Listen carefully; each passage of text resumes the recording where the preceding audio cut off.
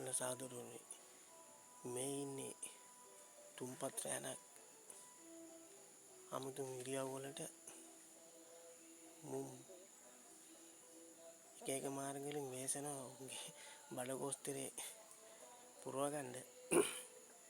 තව එකෙක් අපේ ගේ වහලේ උඩටත් ගිහිල්ලා ඉන්නේ. මං එතකම් මුම් තුනලා මේ වේස් කරලා තියන්නම් හේතුව මොකද ඔය දැන් කොහෙන් හරි කාලා කරලා ගිමන් හරිනවා හරිද? පැටියා මේ පැත්තේ එනවා. වල්දේ කිච්චුනා වදරන් කාලක මගිල්ලේ කට්ටෙකට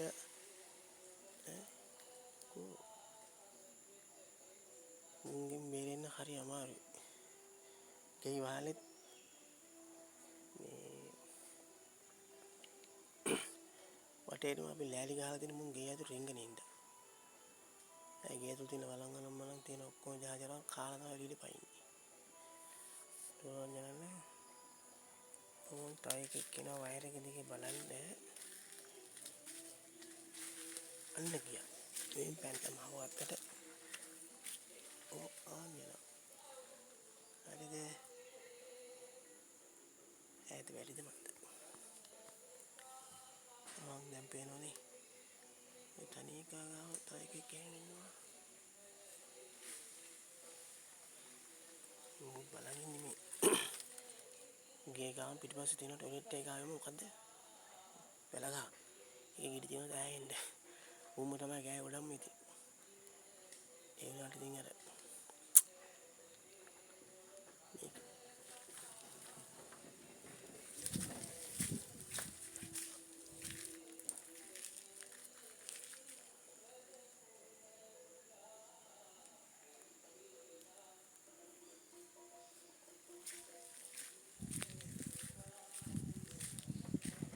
ඕන්දක වී ඩයල් එක බලන් ඉන්න රඹුටන් ගන්න පයින්. ඈ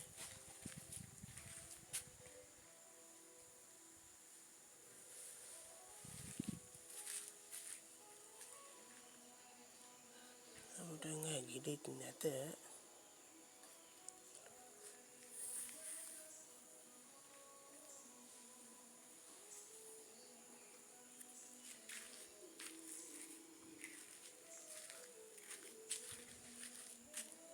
ඕමයි පොල් ගහේ ඩොමිත්තේ ඉන්නවා ඩබලක්. පොල් ගිඩි කනවා. ලෙලි ගාගෙන හිල් කරන් බොනවා. හරිද? ඔක ගිඩි නෑ දැන්. ඇටි වගේක් තියෙන ඒවත් හැදිනකන් ඉඳලා වෙලා ඒකට පාර දෙන්න තමයි දැන් ඔය කොච්චරම බලනවා තියනව නැද්ද කියලා. වැඩි ඕනේ නෑ මුම් මේ කේල් ගසලා කේල් බඩෙක් කනවා. ඕන් එකෙක් වාලේ දැක්ක තිබුණා. කේල් කෙනක්වත් හදාගන්න නෑ.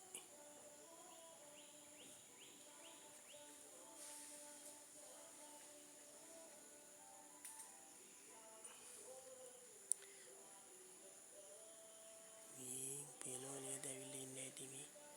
ඔය ළඟ ගේ ළඟටම ඇවිල්ලා. පේනවද ඩබල?